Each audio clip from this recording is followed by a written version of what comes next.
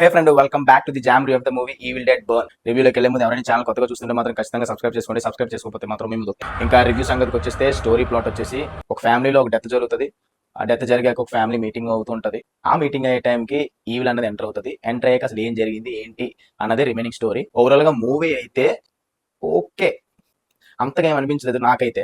Movie run time వచ్చేసి 1 hour 49 minutes, చాలా crisp గానే ఉంటది. ఈవిల్ డెడ్ ఫ్రాంచైజ్ అంటే ఏంటి అసలు? బుక్ ఆఫ్ డెత్ ఉంటుంది, అందులో 4 వర్డ్స్ ఉంటాయి. అది చదువుతారు, చదివినప్పుడు ఈవిల్ వస్తుంది, హంట్ చేస్తుంది, క్లైమాక్స్ గా ఈవిల్ నెలగోలాగా పంపిస్తారు అండ్ అగైన్ రిపీట్, అదే కంటిన్యూ అవుతుంది. ఇది ఈవిల్ డెత్ కాన్సెప్ట్. ఇందులో మనకి ఆ బుక్ ఆఫ్ డెత్ కోసం చూపించరు అండ్ ఆ వర్డ్స్ చదివినట్టు కూడా చూపించారు. లాస్ట్ ఫిల్మ్ అయిన ఈవిల్ డెడ్ ది రైజ్ లో మనకు పోస్ట్ క్రెడిట్ సీన్ ఉంటుంది, అక్కడి నుంచి కంటిన్యూ మూవీ. ఇందులో కొత్త ఎలిమెంట్ ఏంటంటే ఈవిల్ ని చంపే డ్యాగర్ ఉందని మనకు చూపిస్తారు.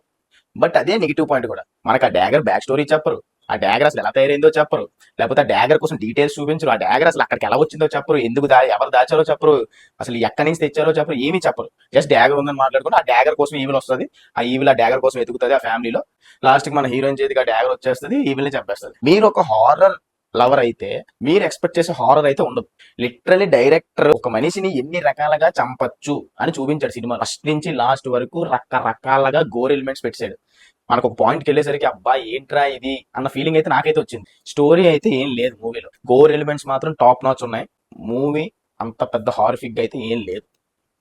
ది ఓజీ ఈవిల్ డెడ్ ని బీట్ చేసి ఈవిల్ డెడ్ ఇప్పుడు వరకు రాలేదన్నది నా ఒపీనియన్. కొన్ని ట్రాన్సిషన్స్ బాగున్నాయి, కొన్ని కెమెరా యాంగిల్స్ బాగున్నాయి. ఓవరాల్ గా మూవీ అయితే okay. Watch it in theatres. That's it for the review. Follow for more. Bye.